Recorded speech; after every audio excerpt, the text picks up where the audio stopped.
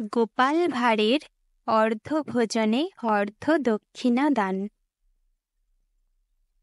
এক হোটেলে হোটেলওয়ালা ও তার কোনো বন্ধুর সঙ্গে কথাবার্তা হচ্ছিল। এমন সময় দেখে যে গোপাল হোটেলের সামনে দাঁড়িয়ে রয়েছে। ওই বন্ধুটি হোটেলের বন্ধুকে বলল, ওই লোকটাকে জব্দ করতে পারবে? হোটেলওয়ালা বলল, এ আর এমন কি?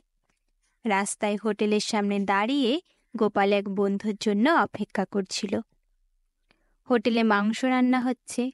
হঠাৎ হোটেলওয়ালা গোপালকে জব্দ করার জন্য ছুটে এসে তাকে বলল, মশাই, দাঁড়িয়ে দাঁড়িয়ে মাংসের গন্ধ শুকছেন, দাম দিন শিগগির।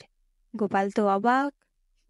কতক্ষণ পর বিস্ময়টা কাটিয়ে উঠে বলল, তোমার মাংসের গন্ধ শোকবার কোনো ইচ্ছাই আমার নেই।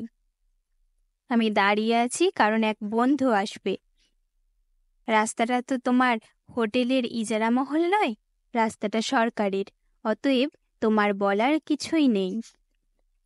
হোটেলওয়ালা ঝাঁজের সঙ্গে বলল, তাতে কি হয়েছে? ঘ্রাণেন অর্ধ ভোজনং, গন্ধ শুকলেই অর্ধেক খাওয়া হয়ে যায়। এক ডিশ মাংসের দাম 8 আনা, তার অর্ধেক 4 আনা তো আপনাকে দিতেই হবে। তখন 8 আনাতেই বড় এক প্লেট মাংস পাওয়া যেত।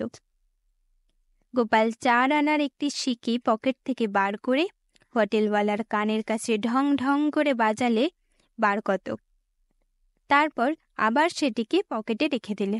বললে, ঘ্রাণে যদি অর্ধেক খাওয়া হয় তবে শ্রবণেও অর্ধেক পাওয়া হয়েছে। পয়সার বাদ্যি শুনেছ, গন্ধ শোকার সঠিক দাম তোমার পাওয়া হয়ে গেছে। কথা কাটাকাটি শুনে সেখানে যেসব পথচারী দাঁড়িয়ে ভিড় করেছিলেন তারা হেসে উঠল হো হো করে। হোটেলওয়ালা মূর্খের মতো জবাব পেয়ে মুখটি চুপ করে হোটেলের ভিতর চলে গেল। গোপালের উপর টক্কর দেওয়ার খুব ইচ্ছে ছিল তার, কিন্তু গোপালকে জব্দ করতে এসে নিজেই জব্দ হয়ে গেল জব্বরভাবে।